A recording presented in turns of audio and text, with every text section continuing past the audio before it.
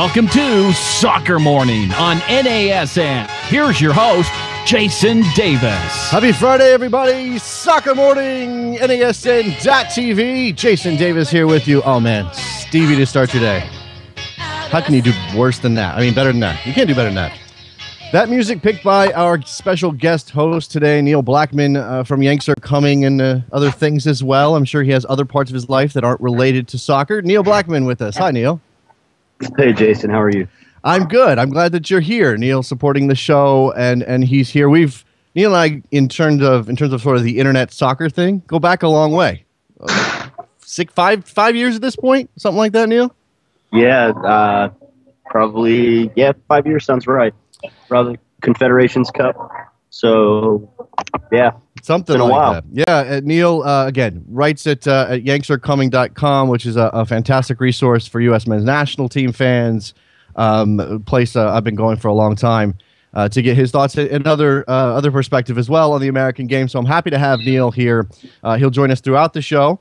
Today on this Friday episode, we have Justin Bell. And you might not know the name Justin Bell, but apparently Justin Bell is the man behind Massive City FFC, the now notorious website / Twitter account that shared an image of General William Tecumseh Sherman as a welcome to Atlanta, joining MLS in 2017.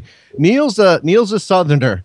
Neil's an Atlanta guy in some respects. We'll get the whole background here in a second. But so I definitely want to get your perspective, Neil. But it's going to be an interesting chat with Justin, whose image made Olbermann. I mean, I don't know if it gets any bigger than that.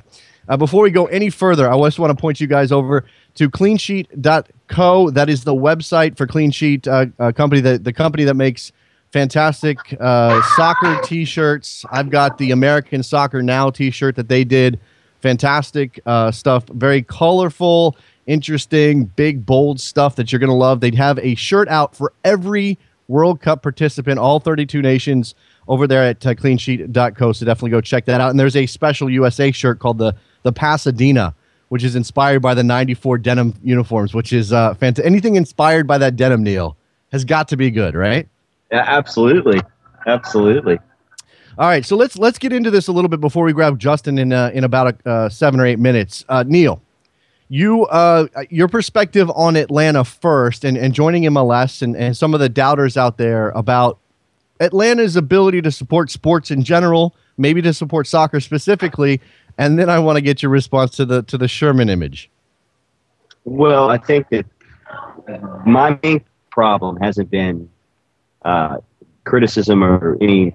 It's not even criticism, really. It's sort of cynical view about the expansion to Atlanta. Obviously, the potential for field turf, the potential for football lines, the fact that Atlanta, there is at least some merit to the idea that Atlanta isn't a particularly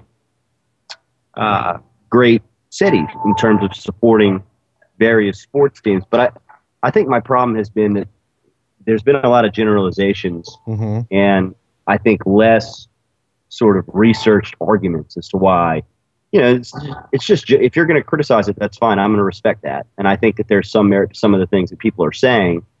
But, let's research these things better. You know what gets me, Neil, and I'm not that knowledgeable about Atlanta, especially not Atlanta soccer scene. And so I'm reserving some judgment. I want to see what happens. I mean, we're not going to change anything by having a skeptical attitude towards Atlanta. So let's just wait and see. And I'm encouraged by what Arthur Blank has said to this point, but I recognize, and I think that some people forget this part. I recognize that, like everywhere else in this country, Atlanta is not static. It has changed, and some of those attitudes formed over Atlanta supporting sports. And look, throw the Braves out there. I know you're a Braves fan, Neil. Throw the Braves out there if you want. Obviously, the Falcons have been an up and down team over the course of their history. But I think a lot of those mentalities have been formed based on stuff that happened 25 years ago, Neil.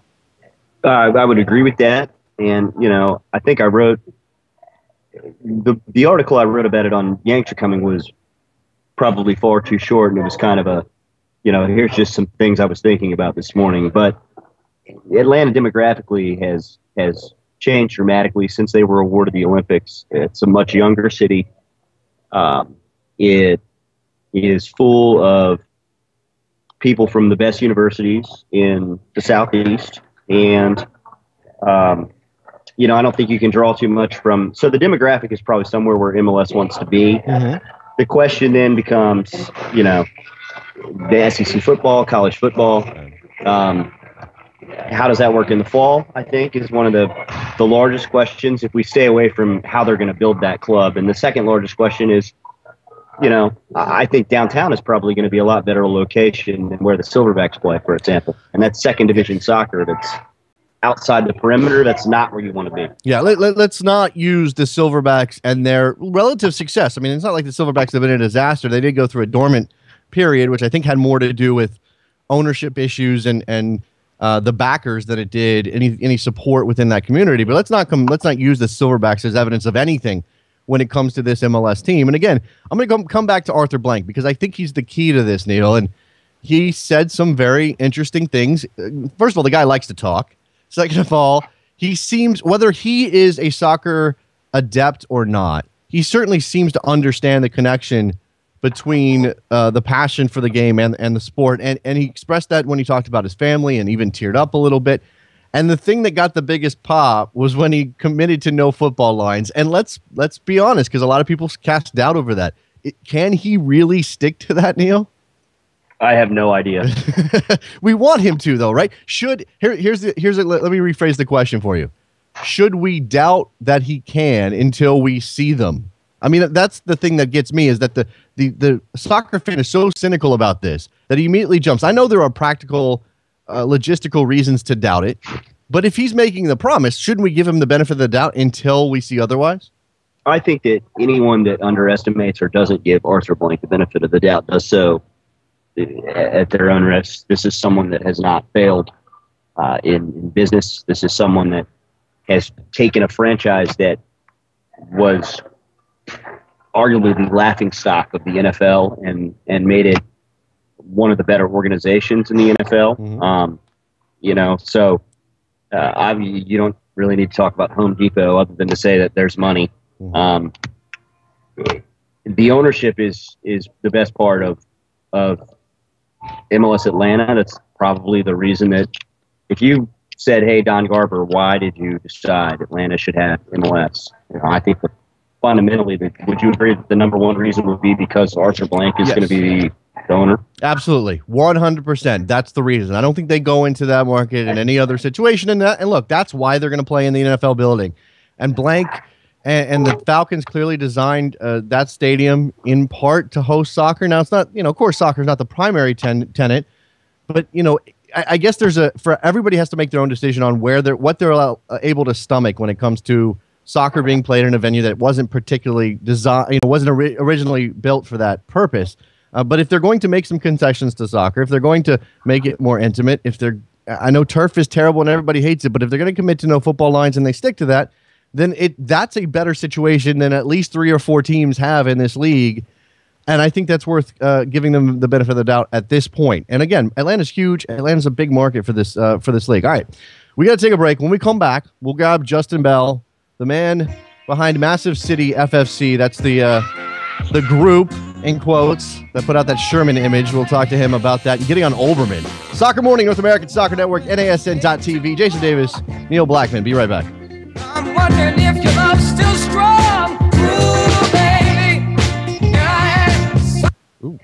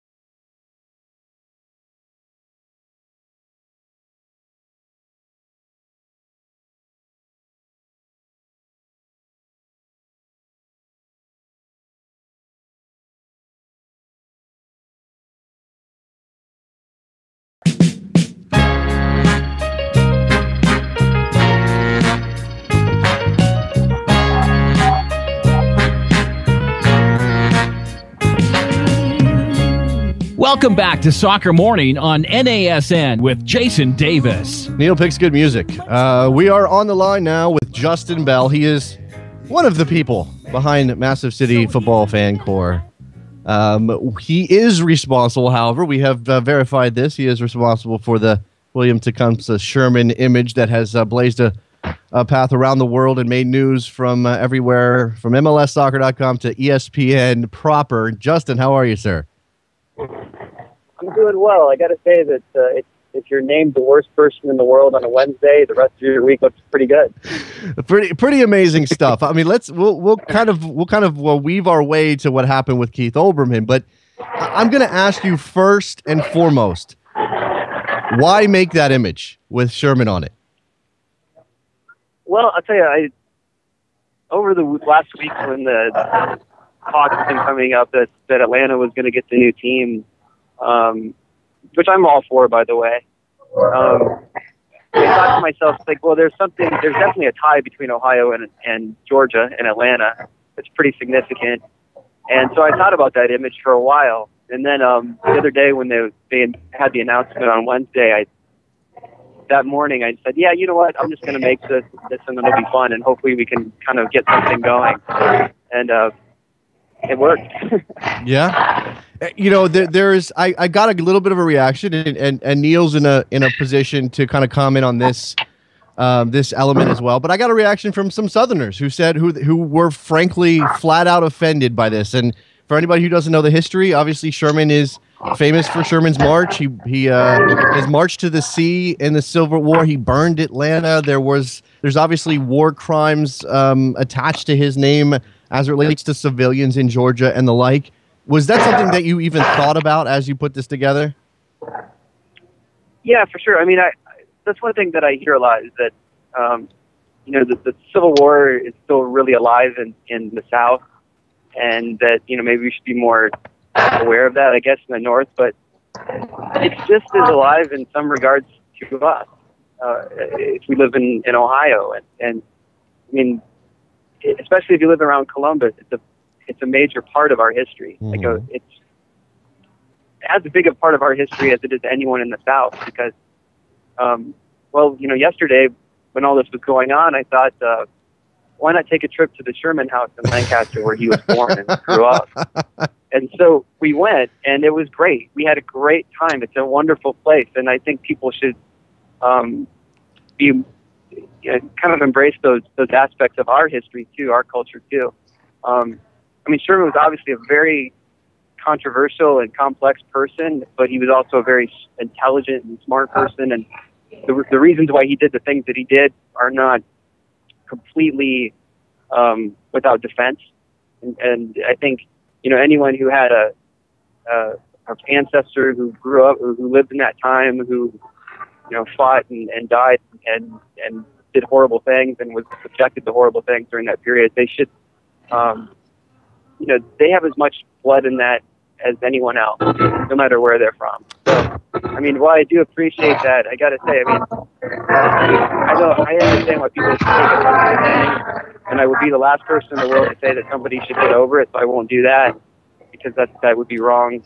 But I understand it. I'm just, anyone who would ask me to apologize, I think, is kind of crazy. But for the most part, like 90% of the response that I got was positive. So. Yeah, I mean, look, there are certainly cultural differences that account for some of the reaction.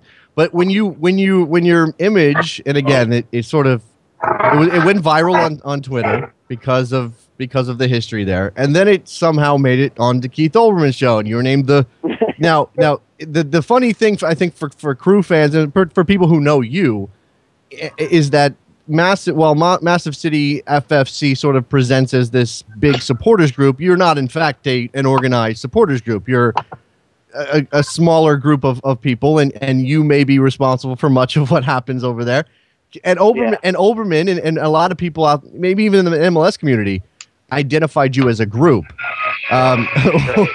What was that like?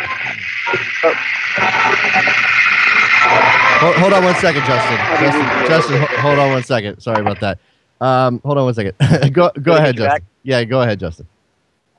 Yeah, you're asking, I think, like the difference between what we are in an organized supporters group. Basically, what we are is we started out with, I think, 2 people back in 2008, and the goal was to get something going that was that would kind of add to the culture and to the notoriety and the awareness of the Columbus Crew in our city. Because, to be quite frank, like back then in 2008, we had the best team in the league. We had the best team maybe in the history of the league, and really the only people who knew about it in Columbus was this sort of solid core of people who had been there for years, and there was no other. The former ownership of the club really did a pretty bad job about marketing, and so we decided, well, the only way that this was going to get done is if a bunch of fans get together who are kind of creative and passionate and want to do things. And so that's what we started out as, and over the last 5 or 6 years, we've had probably, between 15 and 20 different people who have kind of popped in and out and done things for this group. And for the most part, what we do is, like, we used to describe ourselves as being, we support the supporters groups. Okay. And so that's what we do is, like, if they need graphics or if they need some sort of organization or whatever for a project or whatever, we'll step in and do things. And, it's been great. We get along well with all of the supporters groups. We're members of all of them. And, like, for the last year, like, our focus has been on our Tifo Sweat movement, which is trying to get the displays more organized in the Nordeca and around the stadium. And it's been a blast. So, I mean, I know that it's kind of complicated when people identify that Twitter account, which has a pretty big following, with a supporters group, when it's basically just me and, like, every now and then a couple other people will pop in and do things. But, we try to keep it fun and kind of funny and somewhat antagonistic towards other supporters groups, but in good fun, I think. So. I'm guessing that Olbermann's people didn't, like, reach out to you for comment. They just took your image, and Olbermann just gave his spiel. And the funny thing to me and it's online, it's on YouTube, just the portion of the worst, the worst people in the world, whatever Olbermann calls that, and Massive City FFC is the last one, the worst. When that happens, I mean, the thing that struck me is that he wasn't necessarily upset over the war crimes element, the thing that Southerners who had ancestors who lived in Georgia or that part of the country at the time might be offended by. He seemed to be more offended that you were claiming Sherman for Ohio when Sherman was only there for What was that like? That was funny. I mean, when I watched the first half of what he said about us, I was laughing. I just thought it was hilarious. And then, he said, get your facts straight about the history of it. And to me, I grew up for the most part in Ohio. I have friends who are not direct descendants or possibly direct descendants, I don't know, of the Sherman family. And I mean, General Sherman and his family are just enormously important to the state. His brother was a senator who wrote the Sherman Antitrust Act, for crying out loud. And his father, I believe, was this Supreme Court justice. And I mean, it's just a huge part of the state. If you go to Lancaster, he's everywhere.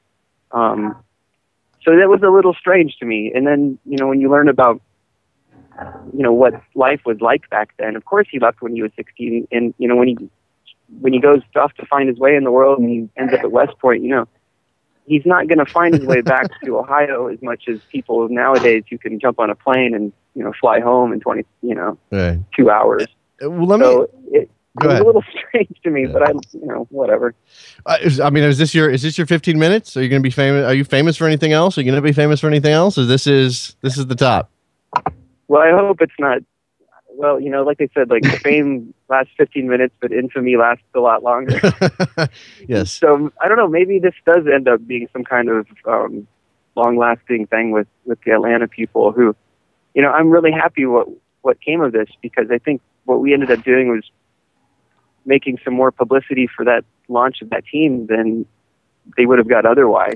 That's possible, I suppose. I was going to ask you. I was going to ask you if you honestly believe, and I mean, it's early, but I was going to ask you if you thought that this might actually prompt some sort of rivalry between Columbus and Atlanta. Boy, I would really hope so. I really, really hope so. I mean, I think that market has been Atlanta has been kind of underestimated over the last few days. I mean, people have been saying with all these reasons why it's not going to work. But, you really don't know what's going to work and what's not going to work. A lot of it has to do with effort and how much effort the supporters are going to put into it. And, I mean, I hope that they have a lot of passion for their team. Because I know what it's like here when we do. It's great. It's the best thing in the world to have a group of people who come together and support their local soccer team.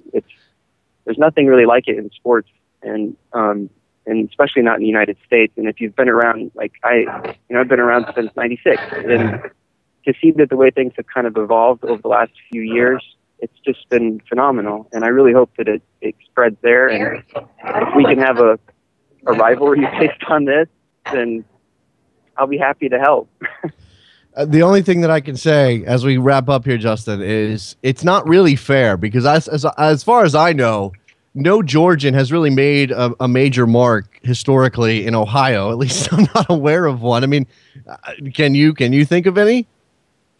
Oh, I'm sure that there are some. I mean, I was thinking about ties between Atlanta soccer and Columbus soccer, and there's one that's kind of funny. If you think of it, it's not funny, but it's kind of like a 7 degrees of Kevin Bacon kind of thing, where the guy who founded Kaiser Chiefs FC in South Africa, yes, used to play for the Atlanta Chiefs, right? And his name was Kaiser, and I can't remember his last name. I think I probably mispronounced it if I did. Started with an M, I believe. But when he went back and started Kaiser Chiefs in South Africa, that was the early 70s, and then of course one of their great legends is Dr. Kumalo, who is the first player in the history of the Columbus Crew.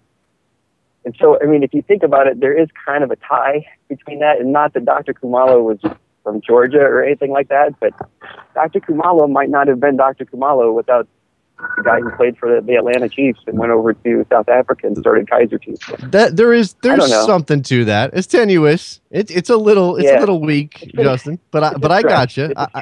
Yeah, I got you. That there is definitely that interesting connection between Atlanta and the South African club you mentioned. All right, well, I don't know that you can top this anytime soon, especially the Olbermann bit, Justin.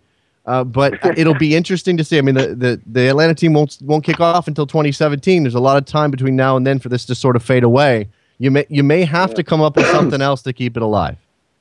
We've got 3 years. Okay. We've got 3 years. Justin Bell, one of the most prominent person behind Massive City Football Fan Corps. Massive City FFC is the website. And I will say this as well.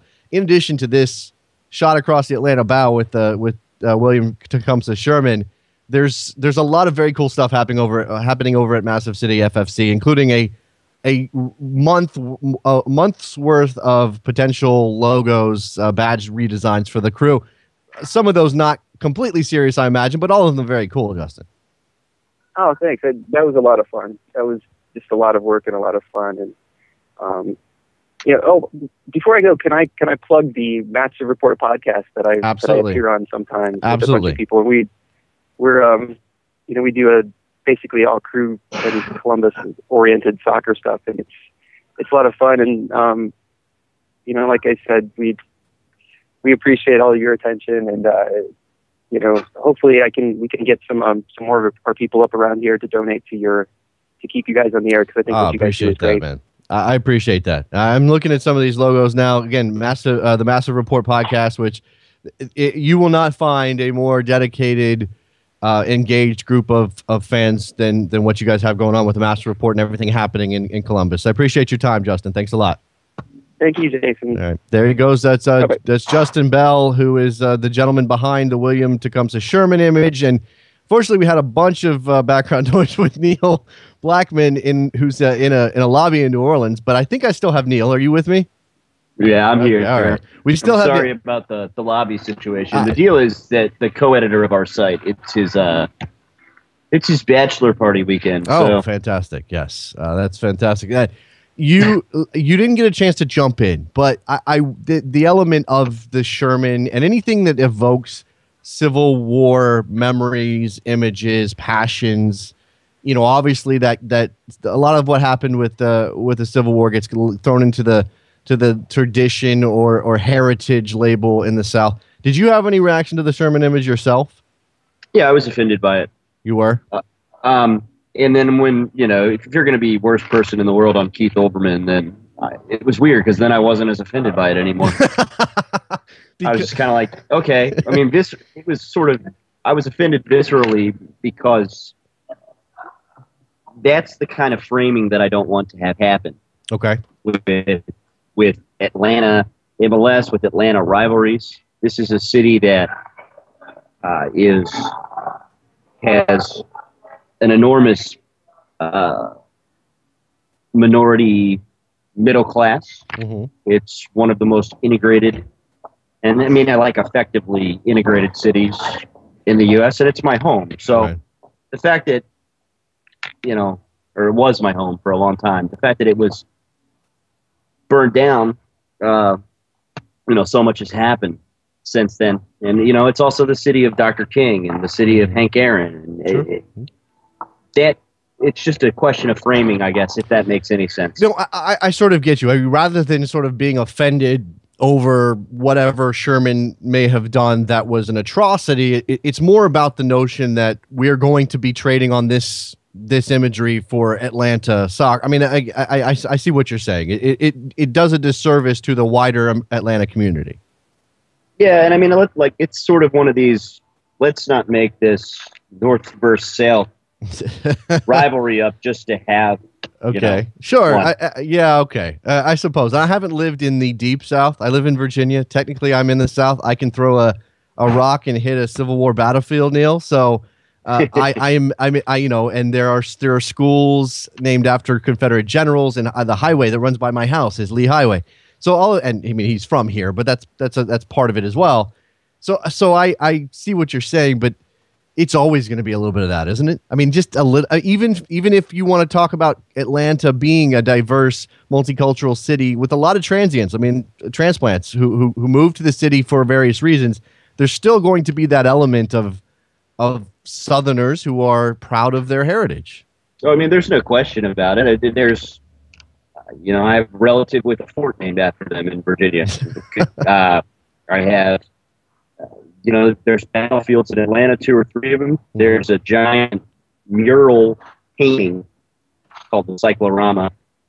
It is just a big Battle of Atlanta mural. It glorifies the Confederate dead, essentially. I mean, that's always going to be there. That is part of the city's cultural heritage. I worry about the framing, I guess. I don't want, Atlanta, FC Atlanta, whatever, what have you, to be reduced to that's like, well, yes. We need a rivalry because they're South. Let's not turn Atlanta's soccer team into a stand-in for the South in some modern replaying of the Civil War on a soccer field. Let's not do that. I mean, that again, exactly. I will say that as sort of a man between worlds when it comes to that stuff. I mean, my parents are from Colorado. I've lived in Virginia for a very long time. My grandparents I have one grandparent from the South. I've lived in Alabama. I have some connections. I do think it's easy for people who are not familiar with the South, who haven't spent time in the South and don't have any family from the South, to from afar, from a removed position, to see stuff like the Confederate imagery you just talked about, and these giant stone carvings in the sides of mountains and the like, and to find that so odd in relation to the modern world that it's easy to sort of throw all of the South into that one bucket and say they're still wrapped up in all of this, and that's not fair, but there is a reason for it. No, I mean, I don't disagree with that. If you go to the Martin Luther King Monument, it's one of the things that I've always thought funny, that you can walk about 3 blocks from where the Dr. King Monument is, and you get one of these Georgia heritage monuments that says this is where the Confederate cannons were stationed. Right.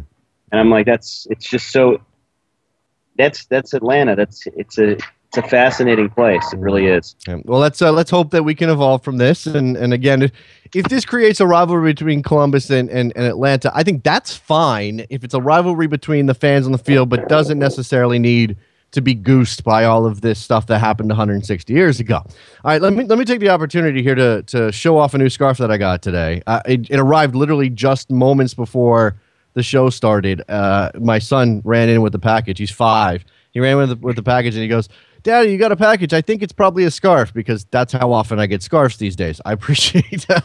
I appreciate that. Oh, by the way, before we move forward, I want to recognize Clean Sheet again. Clean Sheet Co.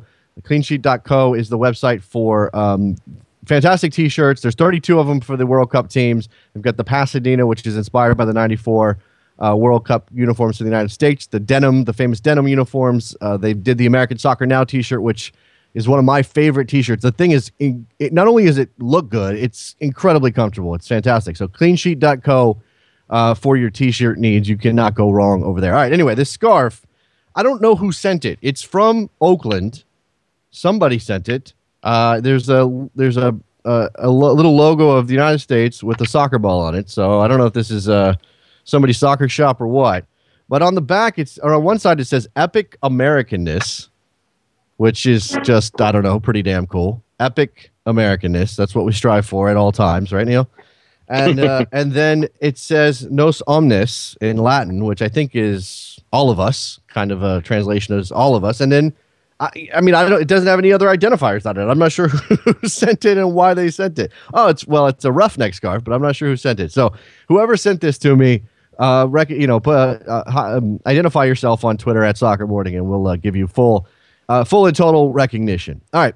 So we've got Neil Blackman here, who is one of the more astute observers of the national team that I am aware of. And in the spirit of having him on the show, I think it would be criminal of us, Neil, if we didn't talk about the United States situation 50 or 60 days or whatever the number of days it is until the Ghana game ahead of the World Cup. Because the 30-man roster will be released in 24 days. May 12th is the day for that. So we don't have very long before Clinton's going to call in his 30 guys. I know I didn't ask you to prepare for this, so a lot of this is going to be off the top of your head, and you're in New Orleans for a bachelor party and everything else. But if you have some sense of who you think is going, I mean, most of the focus is on the bubble guys. And there's a little bit, I think there's a little room to consider whether or not a guy is a bubble guy or sort of, he's in right now, but maybe not completely stable. Where are the guys that you're most focused on with their club teams? Who are you watching as we head closer to that 30-man roster?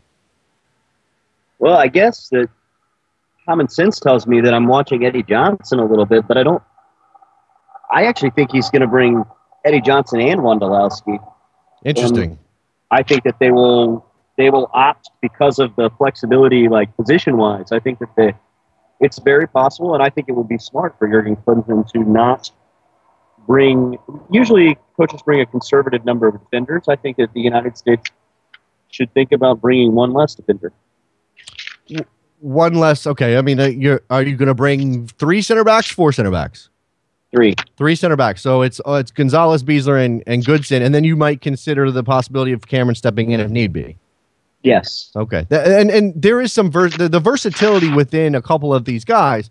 Does it both helps Klinsmann, but it also complicates things a little bit, I think, because where are you sort of focusing on using that guy if you need him? I mean, I think that Jeff Cameron should be starting at right back. Are you convinced that that's going to happen? I think that's going to happen, and I think he should be starting at center back. He should be starting at center back. Is that what you just said? Okay. I think he's a center back at the international level. That's interesting. I think that he is. I think he would be if you're going to play your 2 best guys, then you should play Matt Beasler and Jeff Cameron in the middle.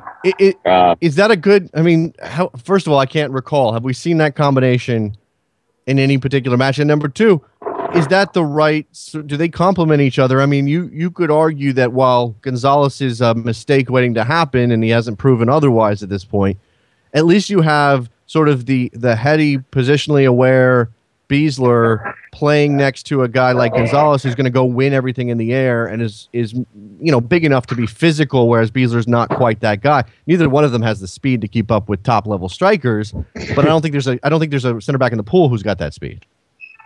No, there's not.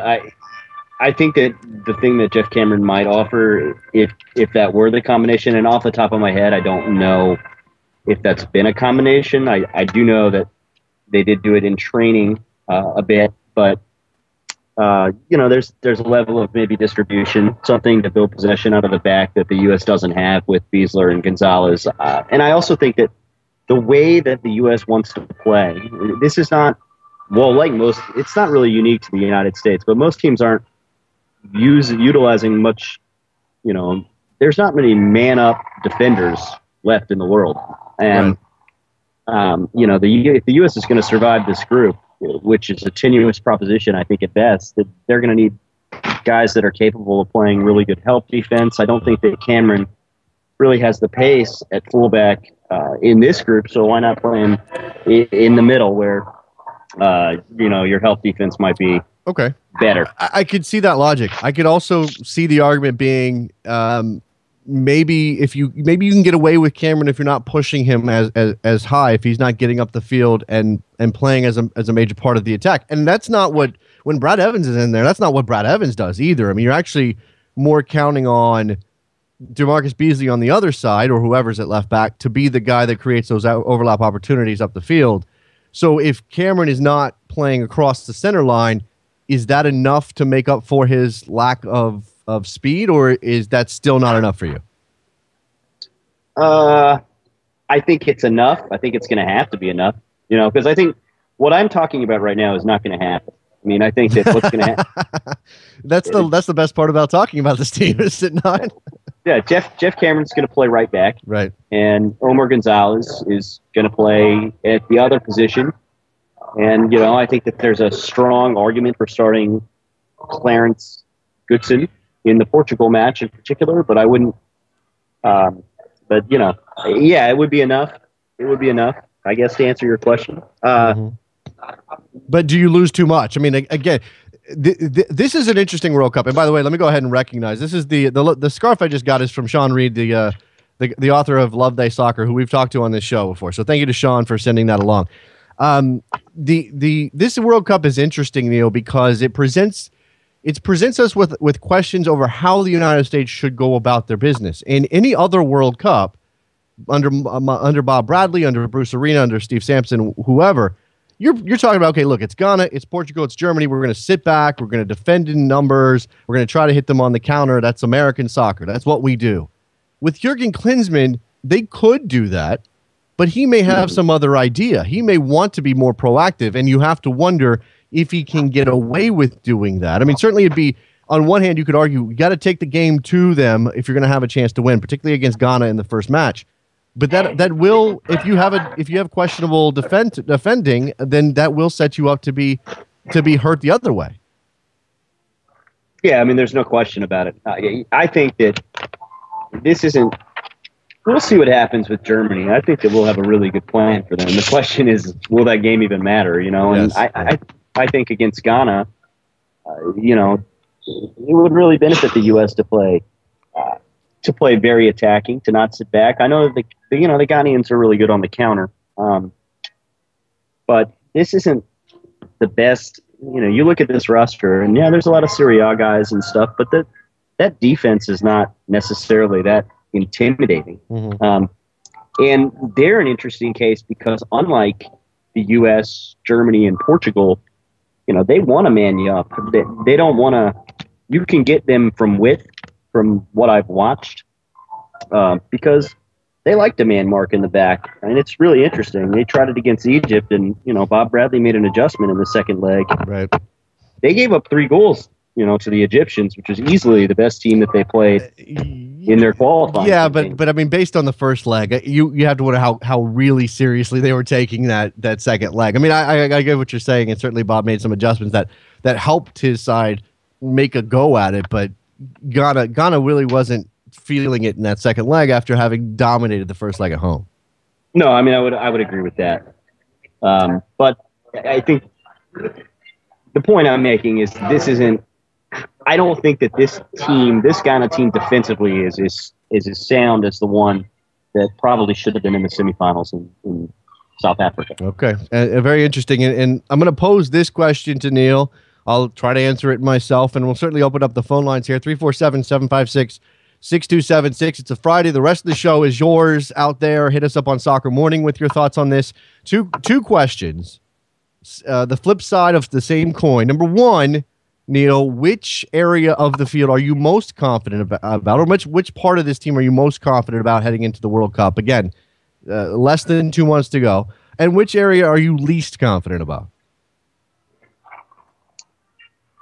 Least confident about the center backs. I mean, I think Matt Beasler is probably the best positional defender in CONCACAF, but there's the whole what does that mean?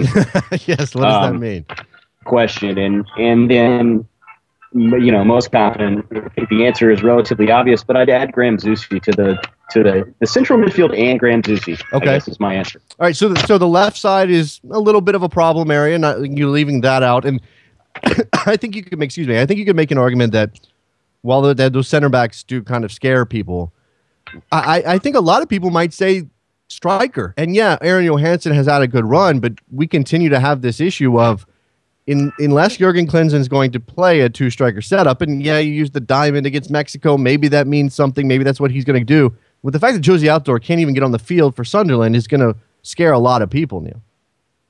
Oh no, there's no question, and I think maybe the flip side of maybe we should take one less defender argument is if you're taking.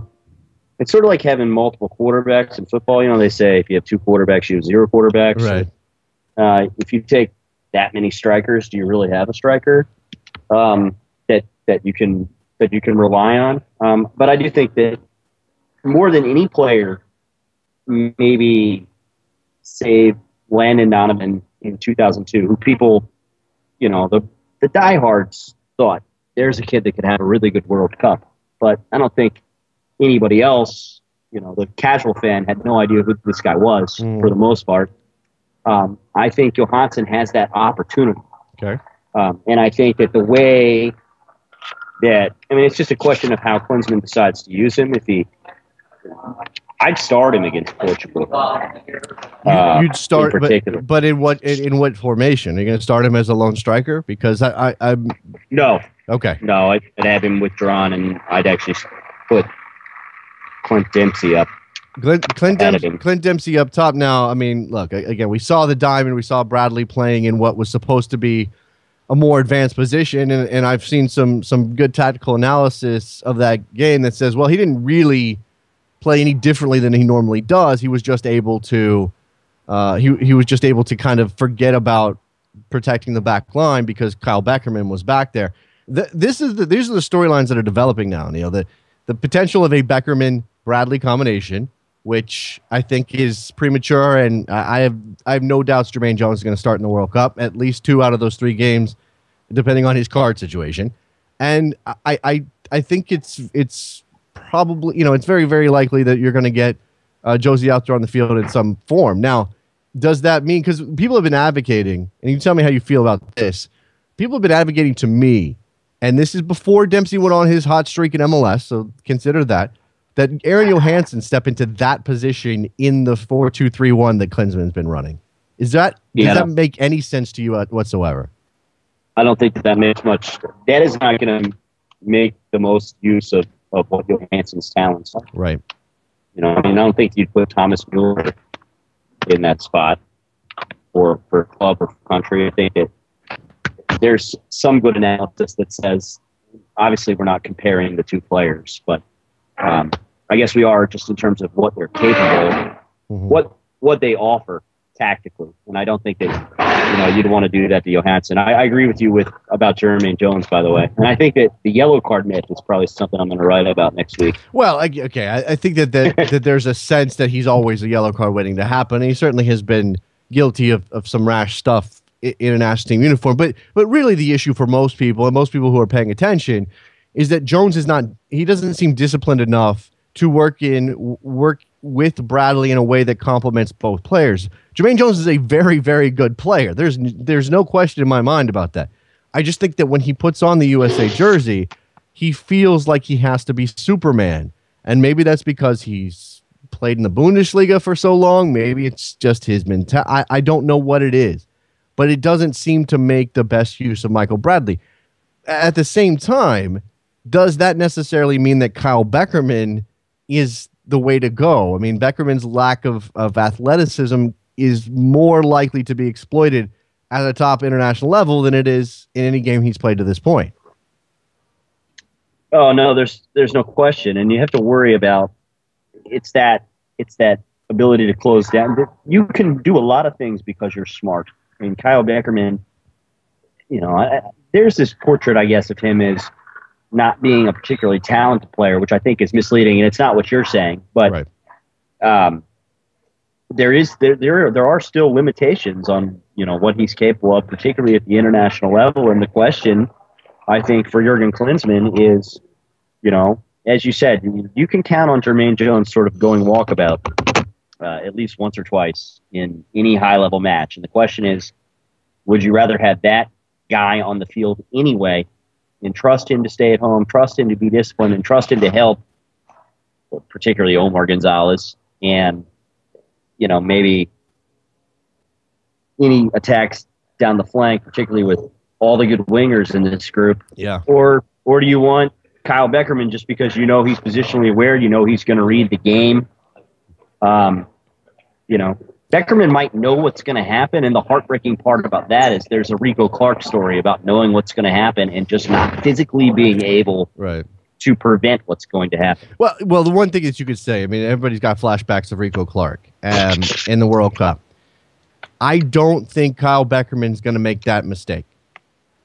No, not in that position, not in that part of the field. He may make a mistake higher up the field if he's pushing the ball and trying to thread something through, but he's not going to give the ball away there, especially with the back line as high up as it was in that game. So that gives you a little bit more confidence that Kyle Beckerman, and because again, I mean, I think it is interesting. You point to Rico Clark and Maurice Shadou, who's a good player, but where are his limitations? This team, the fact that we're considering Beckerman, who I think is better than both of those guys at this point in his career, even if he doesn't have the foot speed of an Adu, and Jermaine Jones, who is clearly an upgrade. We're talking about that being mitigated by the fact that this is the group of death. I mean, it's just terrible, Neil. Like, couldn't we get a little bit of an easier go so we could leverage some of this increased talent level that we have? Well, yeah. There's some of it's the group of death because we're in it too. Yeah, I know. Yeah, well, it's not. Yeah, though. I mean, no, it's true, but it just doesn't make me feel any better. That's no, of course it doesn't. But this is a good team, and the Kyle Beckerman story is amazing. And I don't know if he's going to start at the World Cup. I would imagine that Jurgen Klinsmann is going to play Jermaine Jones because that's what he's done when he's had them both there. And I don't know if,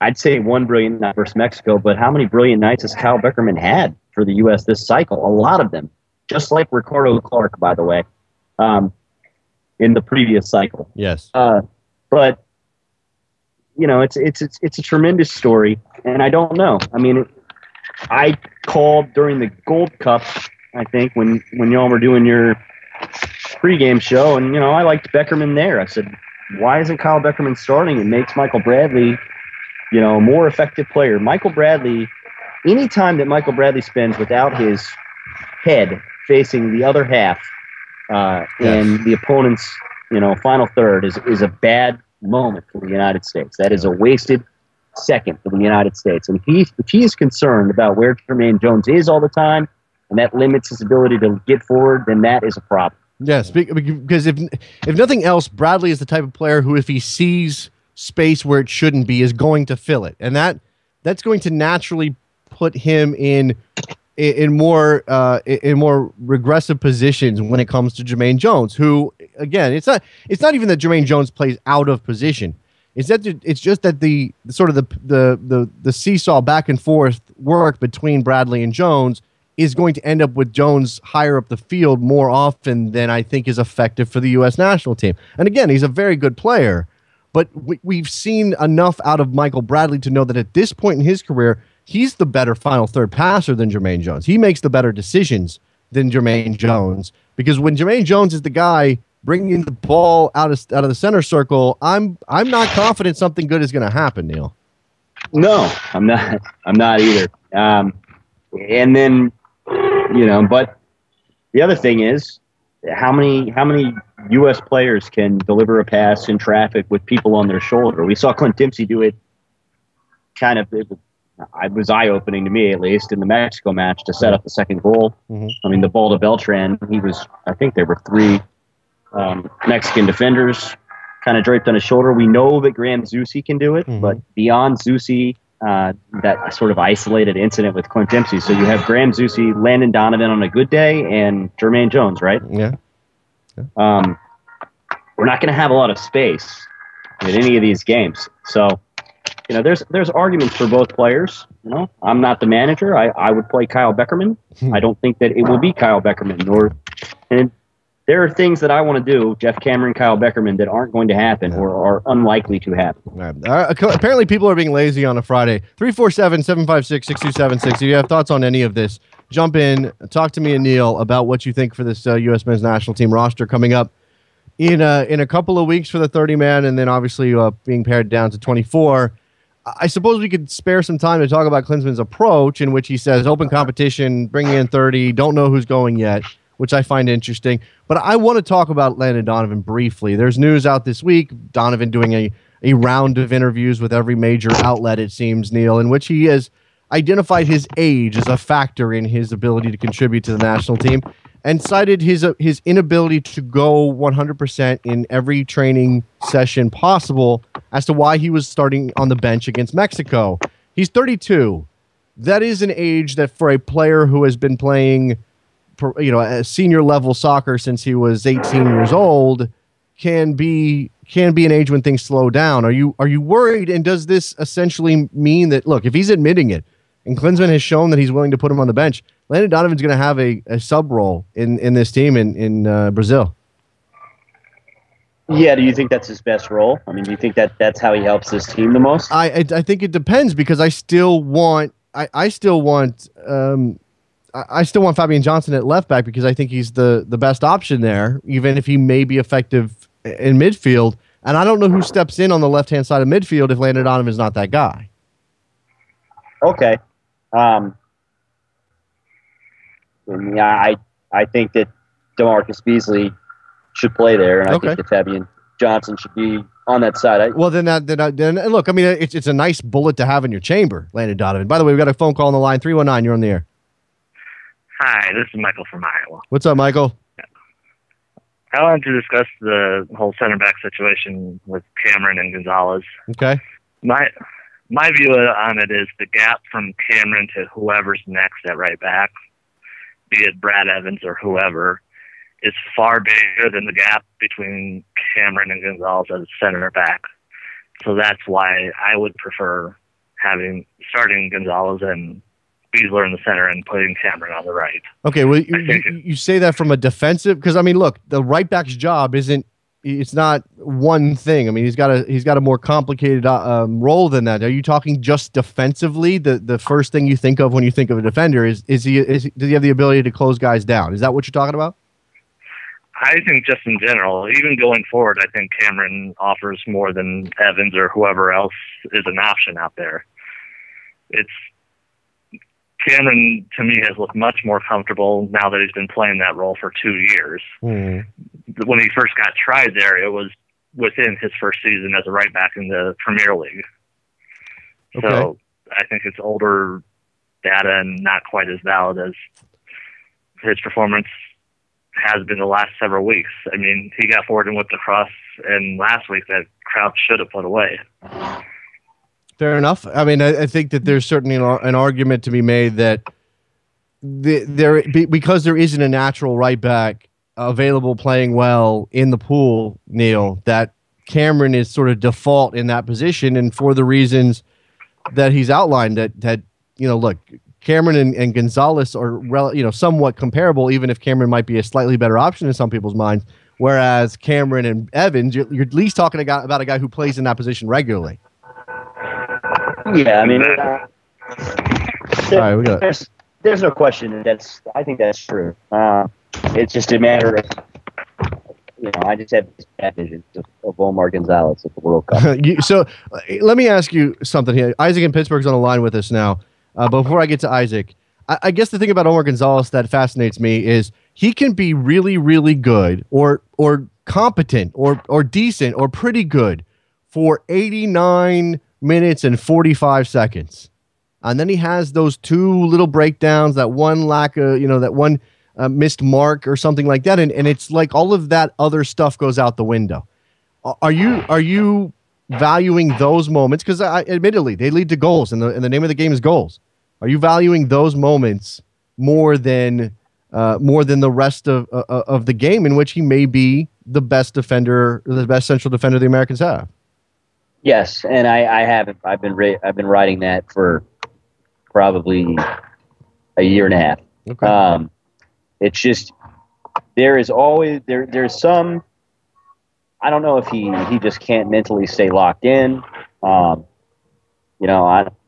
don't know if it's a level of want to. You hear kind of weird psychologist stuff about players wanting it too bad. I don't know if that's it.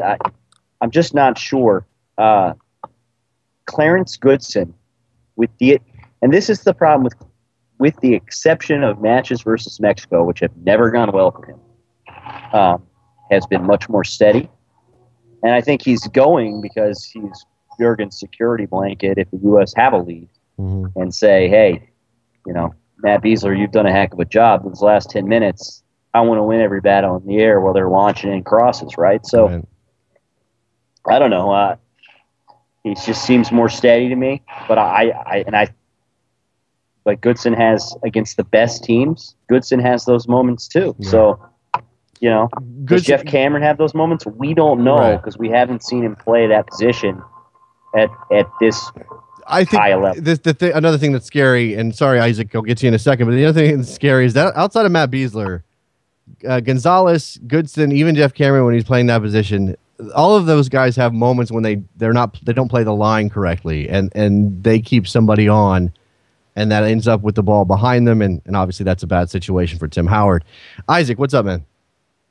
Hey, Jason. Hey, Neil. Well, first I want to say full disclosure, I'm an RSL fan, so take what I say about Kyle Beckerman with a grain of salt. Sure. But I noticed, when he started getting his real chances with Klinsmann, when he came back to RSL, he was, contributing way more to the attack. And, I think we all remember his Sean Orhol's pass in the MLS Cup final. Uh-huh. So he's been developing his game, I think, more than maybe most people who've been given real chances by Klinsmann. So maybe we're not losing so much by playing him instead. Well, if we were to play him instead of Jermaine Jones, but I'm sorry, go on. No, well, no. I was just sort of gonna address that issue, and I think you do have a point that of the classic defensive midfielders that Klinsmann has at his disposal, Kyle Beckerman is probably the most creative of that bunch. I mean, that doesn't mean he doesn't mean he brings that to the table every time down the field, but certainly we've seen his moments. I think he played a ball against Panama, or maybe it was in the Gold Cup. I can't remember. There's been those moments. He's especially adept at sort of that dink ball over the top, 20, 30 yards with the defenders with their back to goal, and he's made that a part of his game. So there's certainly that element of it. Go ahead. Well, okay, and then I wanted, because I heard you guys talking about Omar Gonzalez, and Jason, you might remember I brought this up on the Best Soccer Show, but I want to get Neil's thoughts. Neil, what do you think of a three-man back line? I proposed Goodson, Gonzalez, and Besler. You sound like you're more of a Jeff Cameron guy, who I also like as a center back. What do you think, Neil? Well, I don't think they're going to play a three-man back line. That would have been something that would have been interesting to look at 9-10 months ago. The United States, the U.S. back line kind of is what it is. I hate that expression, but it's going to get pushed to the limit. It's not experienced in terms of World Cup experience, and they're going to have to stay compact, and they're going to have to play help defense, which is something that, by the way, Omar Gonzalez isn't that good at. He's a 1v1 defender and a decent emergency defender. Yes. He's long enough that he gets beaten by 2 or 3 steps. He can stretch out. Thanks for the call, Isaac. I appreciate it, man. We're gonna take and they're look, the defensive frailties are part of the reason you might consider pushing the action yourself. Now, that requires a team capable of possessing the ball, Neil, which brings me back to the Mexico game, because the first thing that struck me when I saw that lineup and we started talking about the diamond was that was a lineup built to hold the ball against a team that is adept at doing so in Mexico. And certainly for the first half, that's what the Americans did. Can they do it against Ghana, Portugal, and Germany? I don't know. It's a much tougher task. Yeah. Let's take a quick break. Nice input there. I appreciate that, man. No, I mean, I agree. Sorry about that. No, I completely with you. It was against Jason. It was against a 3-man back line. It was that is true as well. All right, let's take a quick break. We're going to reset. It's been a while since we did that. We'll take a quick break. When we come back, we'll open up the phone lines. Plenty of people wanted to talk about this. We'll talk about Orlando soliciting ideas for their new stadium in Orlando. John Brooks got a tattoo when he got dropped. Don't go anywhere. Soccer Morning, North American Soccer Network, NASN.TV, soccermorning.com. You can stand me up at the gates of hell, but I won't back down. No, I won't.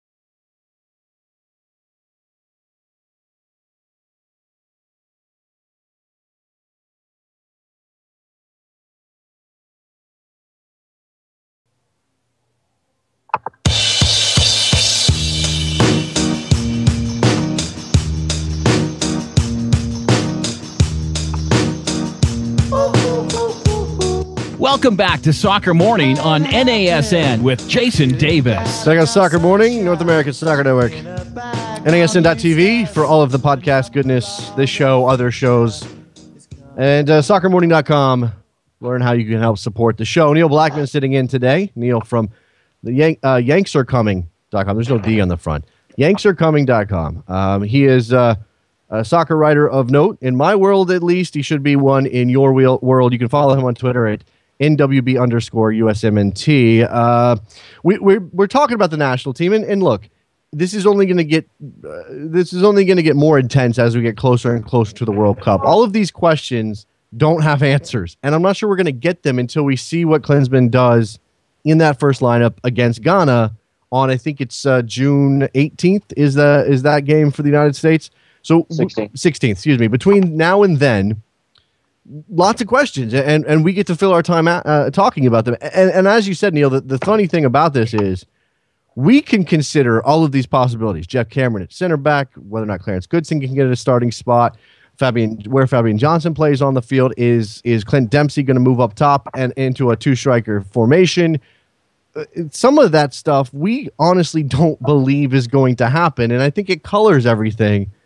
And I don't know what it is. I mean, is it because we think Klinsmann is stubborn, or because until he gives us a sign, we can never really know what he's going to do?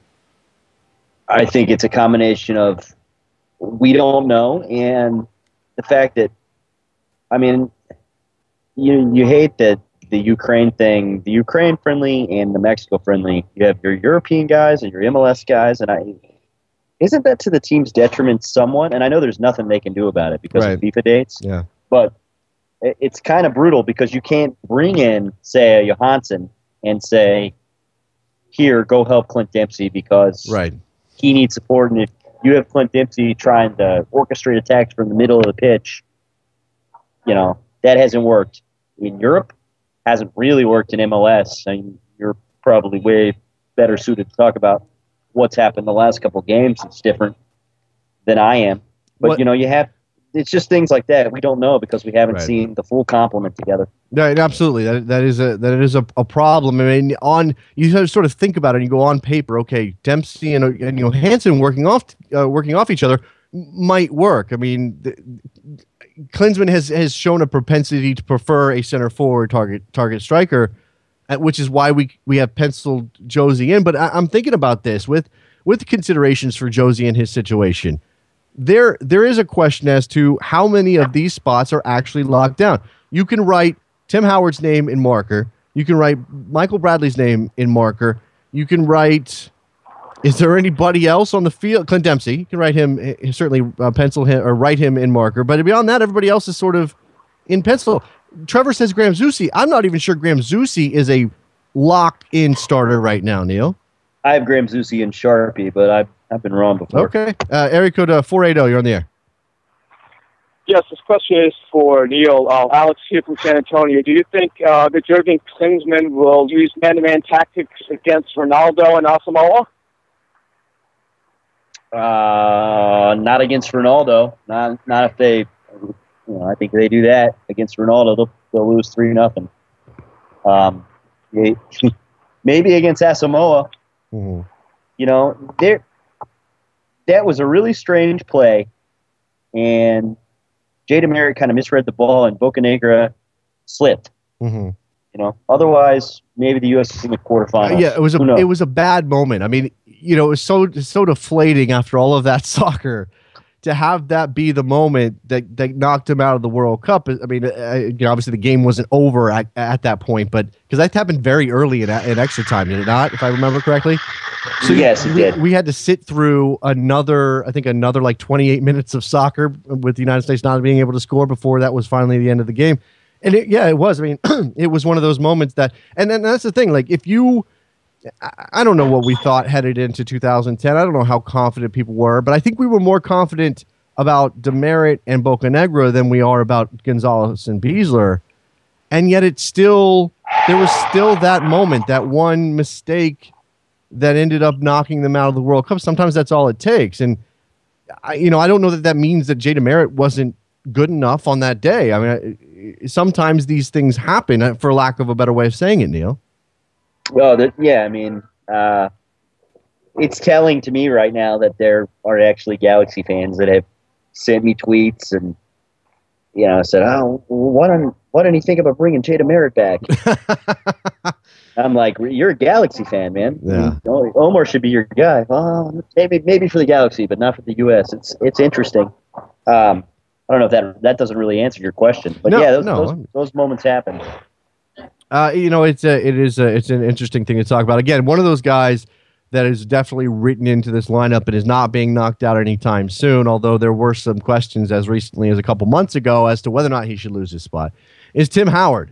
He is going to be the number one keeper. I have no problem with that.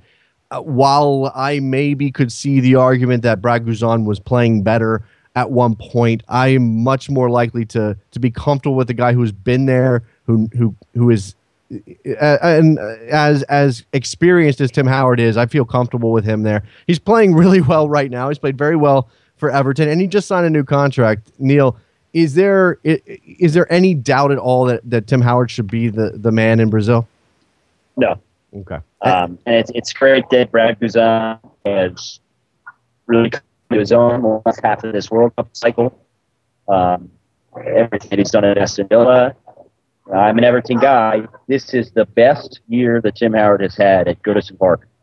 And since the Costa Rica debacle, which I kind of equated to, if you game plan a Patriots game, if Tom Brady rolls his ankle 5 minutes before the game starts, it's going to drastically change some things. Not that has anything to do with the goals Tim Howard conceded, but I think the U.S. mentality was different. And Howard came under a lot of fire after that game. And since then, he has been, with the exception of one game against Sunderland, nothing short of spectacular for Everton.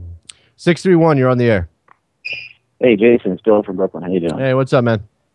Hey, I had a quick thought on MLS expansion, and I think in the last 12 months they've announced 4 potential teams because you figure it was City last year was the last May as they had it in. And here's just the one thing: if you look at a lot of the press conferences from all these things, in all but one, you see one element in these press conferences. You see at least a handful of fans, people wearing the scarves, doing the whole thing. Except for that one glaring team that they've added that they didn't have anybody there. Oh, what are you talking about? Who are we talking about? We're talking about the team that they're adding here in New York next year. They had a press conference with Claudio Reyna and with all those other guys with a bunch of people, but they haven't had any of the fans there. Then yesterday, the New York Times style section, they had a long article about all the hipsters who are in there, and not a single mention of either of the teams in this city or in this area. If you're gonna. Okay, yeah. Look, I mean, I know that this is a sore spot with Red Bull fans. First of all, and look, I reacted to that piece. I really wasn't intending on spending any time on it, Bill. Thanks a lot, man. I reacted to that piece on Twitter. I hated everything about it, and not because of an American soccer thing, like, oh, these people should be supporting MLS, or those people should be, why are they getting up in the morning on Saturdays and going and watching English football? I don't have a problem with that. I mean, they can do fandom any way they wanted. Do fandom. They were just pretentious jerks in some of the quotes that they had, and connecting soccer to this literary mentality and sort of like, oh, let's talk about Arsenal's Arsenal's midfield issues while we're discussing Hemingway. I mean, that stuff is just nonsense for me. It's soccer exceptionalism on a level that really bothers me. That's all. I mean, because soccer, while I love this sport, I do not hold it up on, I don't put it on some pedestal like it's in tune with the universe in a way that other sports that I love, football, baseball, basketball, aren't. I don't know. That was my issue with that. In terms of New York City FC and their lack of fans, that's a thing. I mean, they had people out at the logo and unveiling, but I don't know if that means anything, if that makes it better, but I can see the reasoning behind this. I'm not a fan of the Yankee Stadium deal. And just because baseball stadiums and soccer don't go together for me, but I can see where this is headed. And you either have to decide that you're okay with the way MLS is right now, and a slow growth model, or you have to be on board with the potential of expanding on a much larger because we're impatient. We want the league to go spend big on players, but we don't want to do the necessary things to get the league to a point where they can justify that. That's part of what New York City FC is about. So I don't know. I guess you have a point, but it doesn't really strike me as a major reason to doubt that team. Well, the Times style piece, as obnoxious as it was, it does point to the fact that going to the bars and watching these English teams is perceived as cool by a lot of these people. Mm-hmm. And if you look at the last time that soccer was arguably really big in this country, it was when the Cosmos were playing a giant stadium and then going out to Studio 54 in the 70s. Those guys were the coolest guys in New York at that time, which was saying something because it was a particularly cool time.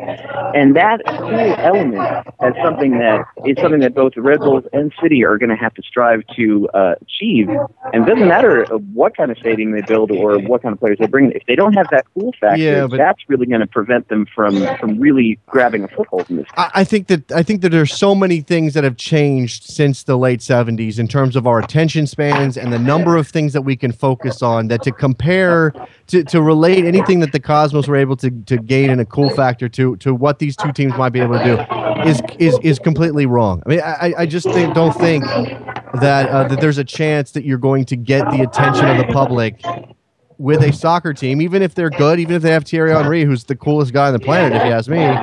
I don't see how you can do that when our attention is so fractured the way it is. All right, Bill. I'm gonna let you go, Bill. I got a couple other calls coming in. I get Neil with me still, sitting in a lobby in New Orleans. Hence the background noise. I'm muddling through. We've been talking about the national team. I transitioned us, Bill, jumping in with the expansion, but I transitioned us a bit to Tim Howard, who just signed a new contract with Everton. Takes him through 2018. Obviously, he's been amazing for the Toffees over the last couple of years with his career there. But I want to talk about Everton in a current sense. The team itself. Neil is an Everton guy. Neil, how important? Are you okay over there? Yeah, I'm so sorry. Okay.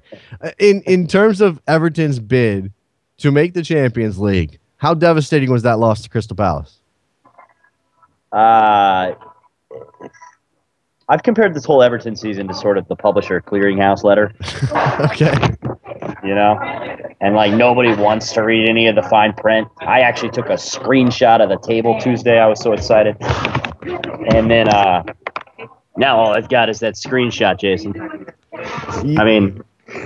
Well, but, you know, I guess it's interesting that this is, you know, it's Roberto Martinez's first year. If you moved on from David Moyes, there's the loan situation that has generated some headlines. None of this was necessarily expected. I mean, everybody knows Everton is sort of one of those tweener teams. Like they have the possibility to go challenge for this on occasion, but they're more likely to end up in the Europa League or mid-table in a bad year. This is still kind of unexpected, though, right? It has been unexpected. It's been splendid, and that's what makes this week so sad, because that's a game that David Moyes would just never lose. Yeah. So for all the good that Saint Roberto of Martinez, as we've been calling him, has done, David Moyes wouldn't have lost to Crystal Palace at home, and there's such a huge difference. I'm not even sure Europa is necessarily worth it for Everton financially. Interesting. It might be able to help, with a couple of the loans. Maybe if they're playing European football, Delafeu, maybe Barca decides, hey, here, have him for another year or something like that. But I think that's going to happen anyway. So, just the sheer cost of playing in the Europa League with what the payout is, I'm not really sure that that's the best thing for Everton. Area code 203 on the air. Hey, Jerry, it's Roberto. How are you? Hey, what's up, man? Yes, I only have I have two questions, I guess. When the United States played Mexico in that friendly, I keep hearing all these things about Julian Green being the savior of the United States national team. And I'm thinking to myself, it can't be possible. That it's probably, one, he's too young, and two, he just transitioned into the national team. And then I'm also hearing, he should be on the World Cup squad. And what's your opinion on this, to be honest, about him? I've addressed this. I mean, Neil, you can get your thoughts on the record here. I'll keep mine brief. I was never on board with anything about saviors. I was never on board with the notion that Julian Green was going to step into the team and make an impact. He's played one senior game for Bayern Munich. I mean, let's not rush the kid. I mean, it's not about whether he's good enough or not for me. It's just the fact that he hasn't even matured into his professional career yet, and people want to put him on that pedestal. I'm if he's better than what Klinsmann has in the pool already, then take him to the World Cup. I mean, I'm with Alexi Lawless on this, but don't imbue the kid with all of this notion of, he's going to be a difference maker. We should really be counting on him for something. If he happens to get in the game and make a difference, then let's respond to that after the fact. I'm not going to put any expectations on him, Neil. The only thing that I'm afraid of is that he's going to end up like the only thing I'm afraid of is that he's going to end up like another Freddie Adu. I don't like that comparison either, but go ahead, Neil. He's not going to end up like Freddie Adu, because I don't think that. I mean, this is a guy that maybe three of the best players in the world say is outstanding. The best club in the world thinks he's just splendid. That's not going to happen. But a guy like Johansson is probably more likely to immediately impact the U.S. team at the World Cup. And I agree with Jason and Alexi. If he's good enough, he should go to Brazil. But we've been wanting this since Charlie Davies was hurt. We wanted it for Juan Agudelo. I think the worst thing that ever happened to him was the scoring in South Africa. American fans like shiny new toys. And because Julian Green comes with a Bayern Munich stamp, we like that toy even better. There's so many factors here that sort of bump up the hype level and take it up notches that it just doesn't need to go. I mean, I get it. Bayern Munich scoring lots of goals for the reserve team, has the respect and admiration and is recognized as amazing potential by so many smart and talented soccer people. And yet, I mean, it just seems too much. And I'm not actually worried about keeping it on him and having him crack under the pressure, a la Freddie Adu, if that's what happened with Freddie. I just think we're doing ourselves a disservice to sit here and imagine Julian Green being some breakout star at the World Cup. I mean, there are young players going into this World Cup who are expected to make contributions, who have been professionals and have scored a lot of goals at the Premier League level and the Bundesliga level for the last 3 years. That Julian Green's not that guy. So why would we want to imagine him capable of any of this stuff until he proves it on the top level? And what about getting someone from the U20 squad from last year, that United States national team? What do you mean? Like, if you're going to get a young player, not get someone from the U20 squad like last year when they were in the World Cup. It's a matter of assessing the talent level. It's a matter of assessing the talent level and determining what they can bring to the table for this team. When I was writing for American Soccer Now on the last striker spot, on the assumption that Klinsmann ends up taking 4 strikers, one of the considerations I think that people kind of gloss over is what does this particular player, whoever you're talking about, bring specifically to the team? What kind of difference can he make? Because if you bring 4 of the same exact, not that everybody's the same player, but if you bring 4 players of the same style, you're not giving yourself the opportunity to adjust in game by bringing on a player who does something slightly differently. You're not changing the way the defense is thinking about defending your team. So why not bring somebody who brings a new wrinkle? Julian Green can be a wrinkle. I'm not saying that he can't be. And again, if he's better than Breck Shea, who obviously has had a rough go of it, if he's better than, I don't know who else you want to put in that mix. Eddie Johnson, a couple of other guys, Juan Agadello, who Neil just mentioned. If he's better than those guys, if you honestly believe that, then take him and maybe use him. Anything else? Yeah. No, I understand that. I completely understand that. I appreciate the phone call, man. All right, we've got 5 minutes left in this show. We have Neil Blackman from Yanks Are Coming, supporter of the program. Follow him on Twitter at NWB_USMNT. Also have to take the opportunity again to thank Clean Sheet for supporting the show. Clean Sheet Co is the cleansheet.co is the website to go find all of Mark's amazing stuff that he's done. The American Soccer Now t-shirt I have is one of my favorite t-shirts. I need to get my hands on some of the World Cup stuff he's got out there. This is the Pasadena, which is the U.S. inspired by the denim kit shirt, which is something I need to grab as well. These are statement making t-shirts. You're not gonna bleed into the crowd with these t-shirts. These are gonna make you stand out. It's part of the whole deal. I think there's another one that he did. I'm not sure it's available anymore. I think it was the Dresden. It was based on the Don't Tread flag, and it was boom in your face. Loved it. Absolutely loved it. Let me give Neil the opportunity to plug anything he wants to plug. Neil, you got something you want to share with the people and point them in the direction of anything you're doing? Well, yeah, I mean, sure. First, support Soccer Morning. Second, don't co-host a show in a hotel lobby. All right. Lesson learned. All right. And visit yanksarecoming.com. You can follow me on Twitter if you want. I try to keep most of the stuff about soccer, especially now that college basketball's over. You won't have to deal with any of that. And wait, so no Braves and no Gators? What are you doing to me? Occasionally there will be Braves tweets. There will always be Braves tweets. But yeah, no. Follow me on Twitter. But please check out our website, yanksarecoming.com. I think we're going to have some of the most comprehensive World Cup coverage that you're going to get, at least from an independent site. Yep. In the U.S. I think you'll really enjoy our 32 Players to Watch feature, which kind of is something we're doing to draw in casual fans. We did it last time. We compare players that some of these people have honestly never heard of to American athletes that they can kind of grasp onto.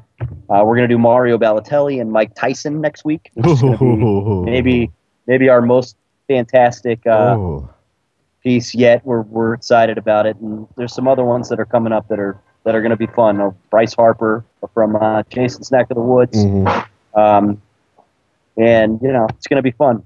Luka Modric is the Harper soulmate. So. Interesting. All right, Yanks Are Coming is, as Neil said, independent, covering the national team, American soccer topics, and has been doing it for a long. I mean, in terms of blog years, you guys are like 100. It's you've stuck with it. My blog died after 3 years. You guys have stuck it out, and here we go with the second cycle for Yanks Are Coming, and getting to a World Cup again. So definitely go check out Neil's work. Appreciate your time today, Neil. Thanks a lot, man. Thank you, Jason. Enjoy New Orleans. We'll talk to you soon. There you go. There's Neil Blackman joining us, and this is my opportunity here, last couple minutes of the show, to remind you that we're listener supported. Soccermorning.com is where you can go to find out how you can support the show. We are at the 40% mark of our monthly goal. It's pretty damn good. I'm encouraged by that. If you're interested in supporting the show, hell, if you're interested in sitting in, doing the Neil thing today that he did today, helping pick the music, doing all that stuff, definitely go check out soccermorning.com to learn how you can do that. Again, I have to thank Sean Reed. Love Thy Soccer is the book. I didn't realize he was the one who said it until just now, until somebody said it on Twitter. Not just now, a little while ago. Love Thy Soccer is the book. It's going to be fantastic. I talked to the guy. I was interviewed for this book a while ago. He is collecting a gigantic amount of information. He has collected a gigantic amount of information to get a good picture of what American soccer is. It is one of the most complicated soccer cultures in the world. There is no doubt about that. And that's a function of a lot of things, and it's a credit to the country. All right, that's it. Soccermorning.com, Soccer Morning on Twitter, iTunes. Oh, iTunes. There's the iPhone app. The iOS app is now out for NASN. You can use that to listen to the show. It is free of charge. Go download it.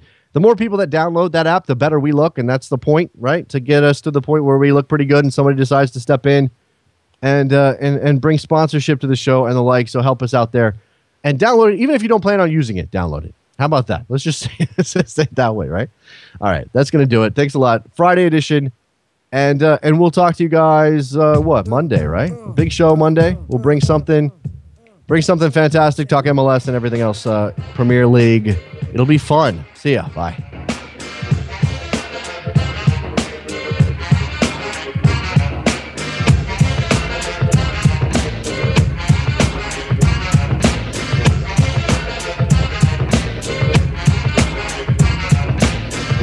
The days on the boulevard I landed. We used to kick routines and the presence was fitting. It was I, the abstract, and me, the 5 footer.